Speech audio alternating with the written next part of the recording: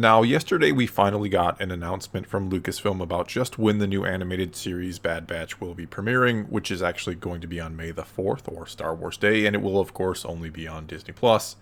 And along with this news came no sort of other information at all, which is unfortunate because there's still quite a bit we don't know, including just how many episodes will this first season be. Now, traditionally or previously, the first several or 5 seasons of the Clone Wars were all either 22 or 20 episodes long. The Lost Missions or Season 6 was then 13 episodes, and Season 7 was 12 episodes. Rebels then had 15 in its first season, followed up by back-to-back seasons of 22 episodes, before then ending with a 16-episode season. And for what it's worth, Resistance had 21 and 19 episodes in its 2 seasons.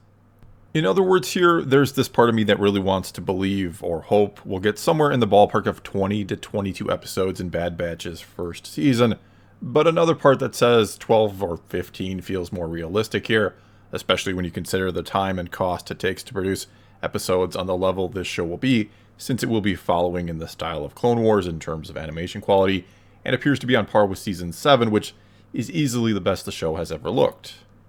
Another way this will then be on par with Clone Wars is the scope and scale of the story or stories that it tells, at least according to Dave Filoni, who said recently of the show that it's very much in the vein of Clone Wars. It follows the legacy that we started way back with George of telling very, very exciting adventure stories in the style of Clone Wars. It does aspire to the look and scale of those adventures. The audience really demands to have the animated series be epic. And I do think he's absolutely right here, that in an odd sort of way they maybe backed themselves into a bit of a corner with the Clone Wars animated series by going all in with it in terms of pushing boundaries visually, in terms of the level of animation quality that we'd see in a weekly television show, and also in story terms. It told really big galaxy-shaking stories oftentimes, and used some of the biggest characters in the whole franchise. And I think one of the reasons why less people got into Rebels than Clone Wars, or didn't enjoy it quite as much on the whole, was the downgrade in animation style, and that it was much smaller in scale. Now, I personally didn't mind the animation style too much of Rebels, mainly because it drew heavily from the original Ralph McQuarrie concept art, and I did come to enjoy the smaller family-style adventure show that Rebels mainly was, though it did bring in some pretty big and important characters from time to time. Still, though I enjoyed it, Rebels was no Clone Wars. Then when it came to Resistance, well, they tried to mask how cheap the show looked in comparison to Clone Wars and even Rebels by claiming it was anime-inspired, and I really don't know what animes they're watching. I also think the story was much, much too small in scope and scale, and that the new characters that they introduced all around didn't really draw you in and hook you. And so clearly, considering what Filoni said, I think he understands that fans want the animated shows to be bigger in scale, and they really don't want to see a downgrade in animation style ever again. This is Star Wars after all, and one of the things it does is push the boundaries of real-world technology. And the last 2 shows, Rebels and Resistance, really didn't do that after Clone Wars of course had. And though from the trailer, the animation quality of Bad Batch already looks like it's going to be fantastic, again, it seems to be on par with Season 7 of Clone Wars. It's also exciting to think just how good the show could look after a few seasons, how far they'll hopefully keep pushing this style, which honestly started out pretty wooden way back in the Clone Wars movie.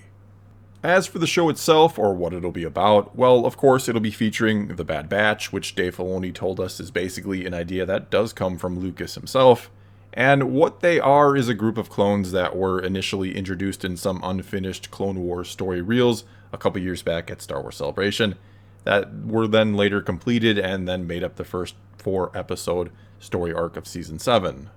They also go by the name Clone Force 99 and are made up of 4 clones, Hunter, Wrecker, Crosshair, and Tech, that all have sort of unique or enhanced traits, and you can kind of guess at what those traits are by their names. There's also then a 5th member of the team, which is the clone Echo that we first saw as part of Domino Squad and was thought to be dead until rescued by the Bad Batch in that previously mentioned story arc. And a change that was made from the original unfinished story reels is that Echo joins up with them now at the very end of it, where he once did not. We also know sort of what this team will be doing thanks to a brief description on the official Star Wars website that says, in the post-Clone Wars era, they will take on daring missions as they struggle to stay afloat and find new purpose.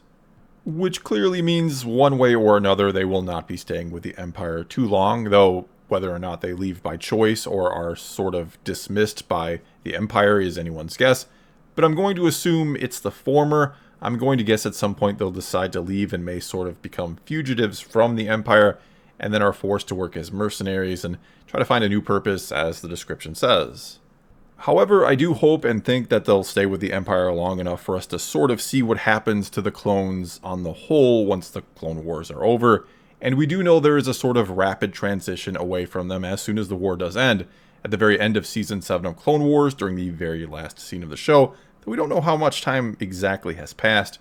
We're already seeing that Stormtroopers are replacing the Clone Troopers, though I suppose there could be some clones in Stormtrooper armor, and we've even seen elsewhere in the new canon that some do stay in the Empire for the years to come. Either way, one thing I'm excited to see is how the clones feel about the end of the war. There was a great line in Season 7 from Commander Rex about how the clones have mixed feelings about the war, because without it, they wouldn't exist. And so now we'll get to see how they get treated after the war is over, after their reason to exist is complete, and what they do with themselves next, and what the Empire does with them as well.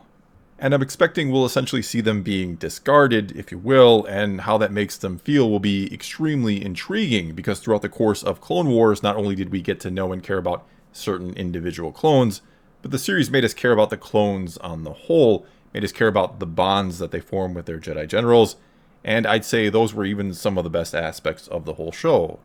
And so now I expect it to be rather heartbreaking to see what happens when some of them probably will come to their senses and realize they have betrayed the Jedi and the Republic, and that they were nothing but pawns the whole time. And now that their use has run out, they're just going to be discarded, and I'm going to assume many of them don't make the transition from trooper to civilian all too well, especially again as they realize their part in all this. And again, this is going to be probably rather tragic to see. Another thing I fully expect this show to deal with is the criminal underworld. We're of course told they're going to become mercenaries after all, and I think it'll likely have some ties to The Mandalorian and other upcoming shows like the Book of Boba Fett. We've even seen Fennec Shand, who was in The Mandalorian and is quite clearly a friend and ally of Boba Fett. We've seen her in the Bad Batch trailer, which leads me to believe we'll see her originally meet and befriend Fett in the Bad Batch series.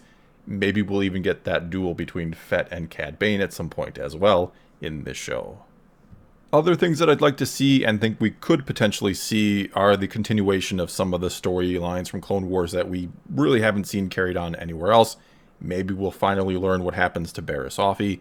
Could be interesting if maybe the last mission for the Empire that the Bad Batch does is to transfer her to the Spire, and somehow maybe she escapes from them, which is what causes the Bad Batch to sort of have to flee from the Empire.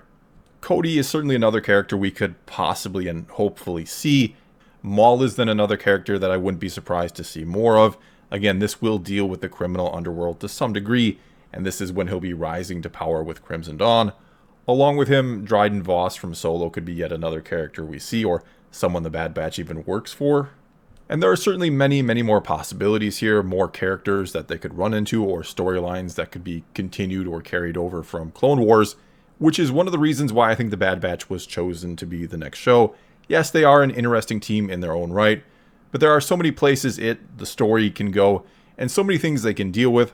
I mean, we could even see them meet up with and work with surviving Jedi. How cool would it be for someone like Quinlan Voss to join the team, or even to learn what happened to him after Order 66.